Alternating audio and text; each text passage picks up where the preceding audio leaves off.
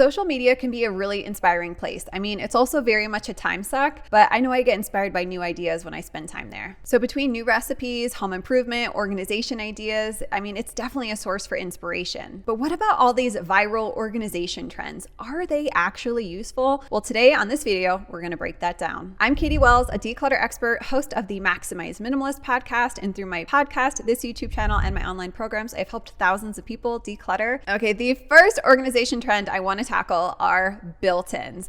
Built-in shelves, built-in cabinets, these are literally being built into a lot of new homes that are popping up around the world. We are seeing these more and more in living rooms and closets, even bathrooms and pantries. And here's one reason why they can be great. We're often seeing these built from the ground up, literally floor to ceiling. And the idea behind these is they help you maximize vertical space in your home. So if you have an awkward space, or if you live maybe in an older home that doesn't have a lot of closets or quote unquote storage space, built-ins can really make a big impact there when it comes to storing the things that of course aren't clutter but are useful and things you need, want, and love. Another reason built-ins can be great if you already have them in your home is that they can be great for displaying items that otherwise might be sitting in a box in your basement or in your garage collecting dust, right? Things that might have sentimental value that you just want to hang on to but you don't know what to do with. So you can display like dishes, jewelry, even some of your kids' artwork can be really beautifully displayed in places like these built-ins. Now, here's why some of these built-ins cannot be so great. Now, disclaimer, I do not have any built-ins in my home.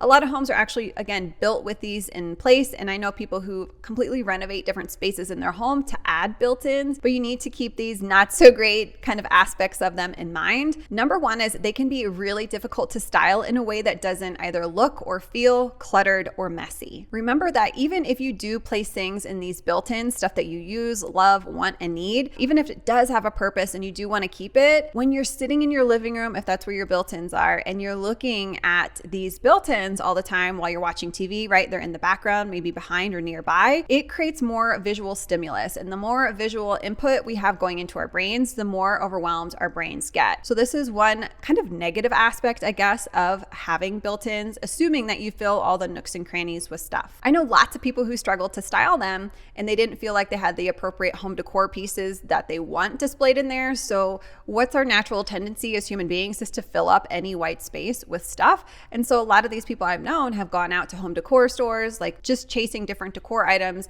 picking those up and bringing into their home to ultimately fill those up. And again, if you love them, if you love displaying them, if you loved what you got to display, that's great. But they also just enable us to hang on to too much clutter. So if you do have built-ins, I would encourage you to at least create as much white space as possible, maybe doing things with different home decor pieces that are more like texture, like candles or blankets, like it's functional and it looks pretty in the built-in would be a great place to start. And also, if you have a built-in, I want to challenge you to just remove a few things. It's going to feel like an instant facelift to that space, and I think you're actually really going to love it. The next one is drawer dividers. So these can be great to stay organized and keep like things kind of nice and tidy in a streamlined way if you are storing things in drawers, especially if you have a drawer that contains a lot of little things that would otherwise roll all over the place and go in complete disarray every single time you open and shut that drawer. Personally, do I think these are absolutely necessary? 100% no. I actually don't have one single actual drawer divider in my home. I think they have their time and place. I personally, if you're going to go out and get one, really prefer the ones that are customizable to the width of different drawers. And here's why, because sometimes when we put drawer dividers into a drawer, if you can't move the size, but then only really need it for temporary or maybe a year or two, and then you decide another drawer that's another size in your home could benefit from it. If it can't change sizes, that makes it not really very useful for you. So get one that's customizable. Again, I like the ones that can be used lengthwise in your drawer and also widthwise. So you can use them for different purposes and move them to different drawers as needed in your home. I've seen them used in kitchen drawers to store tea bags nice and upright so they're easy to access. And of course, a really popular spot to use them is in dresser drawers, especially if you want to file fold your t-shirts, sweatshirts, things like that. Now, in my son's dressers, I don't use them. I just use these little collapsible bins that we just happen to have. And I was trying to be resourceful. And also, like, I just don't want to pay for drawer dividers. However, I do understand that having them would make things stay a little more tidy potentially, and it would look prettier. So if that's your ultimate goal, drawer divider is probably the way to go. If you've been watching my videos for a while, you know that my last microphone is broken, waiting for my new one to come. In the meantime, I'm using this bad boy, and guess what it came in? It came in a little box, and guess what I use this little box for now? I use it inside my little workspace drawer here, right next to me, so I can throw on chapstick or a different lipstick and then, roll camera action or whatever they say. So these things can come in handy. It's not a fancy drawer organizer, but it does its purpose by containing my things so they don't roll around and they stay tidy. Now, this doesn't mean keep every single box and little box that comes into your home. I think having intention and purpose for it before you keep it, instead of keeping it just in case, is going to make a big difference here, okay? But the truth is, my goal is to simplify all of our possessions within our home and keep them simplified so that I don't need to depend on a lot of these expensive organizational products or organizational trends. Now, your goal might be different. It's all good. More power to you.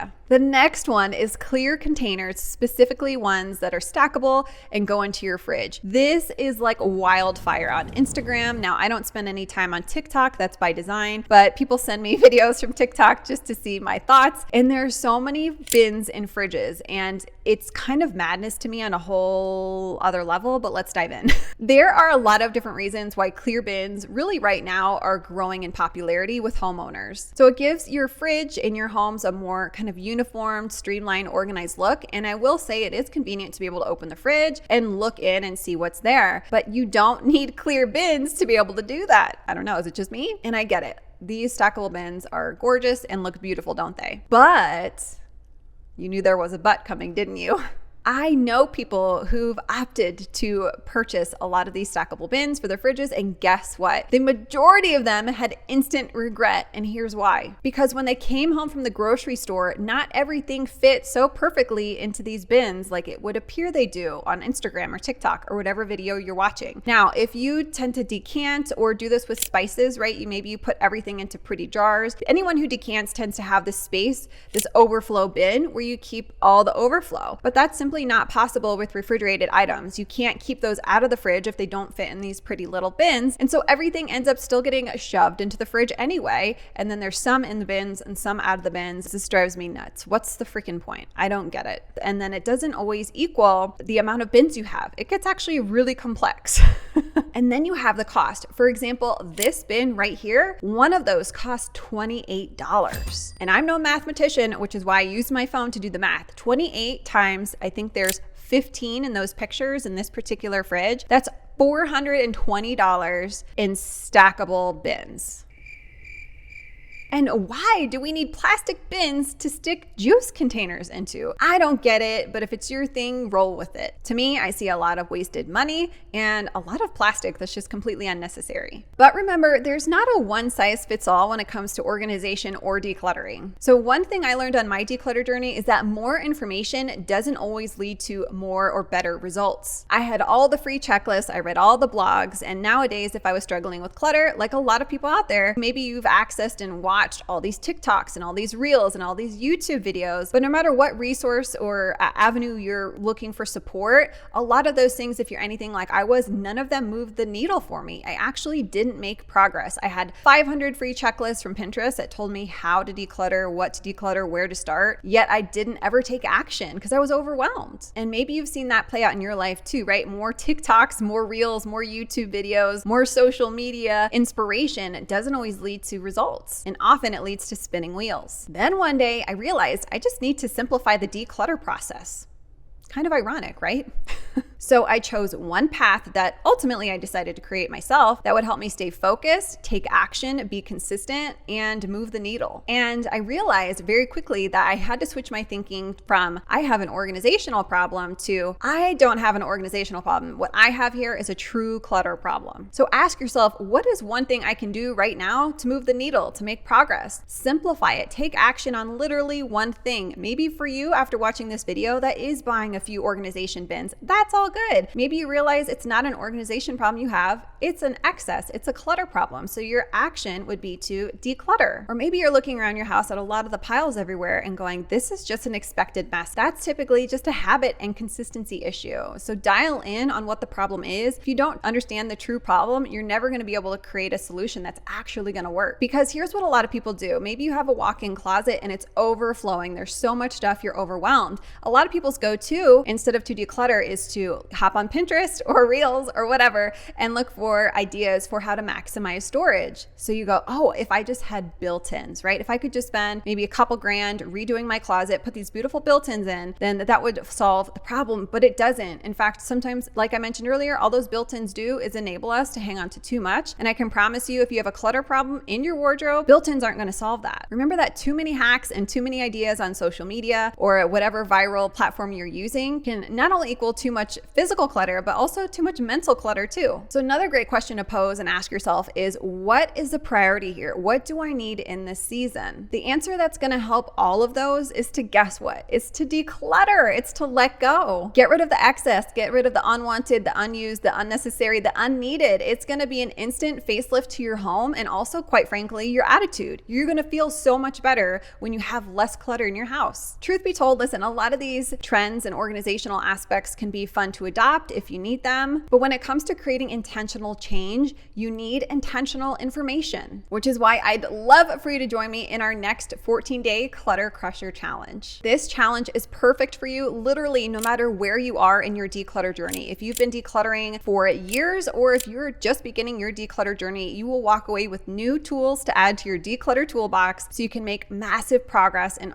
a very short amount of time. This challenge is seriously life-changing, but don't just take my word for it. Brenda said she was able to overcome procrastination. Just a side note, this is so important because did you know that procrastination is actually a predictive factor for clutter accumulation? So in other words, if you tend to procrastinate, you're gonna have clutter, and the more clutter you accumulate, the more likely you are to procrastinate. So the fact that Brenda was able to overcome procrastination in this was the first week of the 14-day challenge. So under 7 days, that is huge. And that has massively continued to impact her life in such positive ways. Kristen said she's been less stressed, has more time for herself at the end of the day now. And even her husband is on board with decluttering. Britt says she's more laid back, positive, and is able to relax and enjoy her home. Friends, it's like, what a concept. We are supposed to enjoy our homes. It's a beautiful thing when you create a home that is actually supportive and is a blessing to you and your family. It doesn't have to be a time suck that a lot of us have been led to believe. And Lucilla said she got the tools she needed to declutter 30 years worth of stuff. She loves her new peaceful home. And here's the kicker, and how simple it is to maintain, because you can declutter all day long, but if you can't maintain it, boy, you're going to be in trouble. And I teach all of these things in this 14-day Clutter Crusher Challenge. So what are you waiting for? Make sure to join us at the link, and I can't wait to help you love your home again.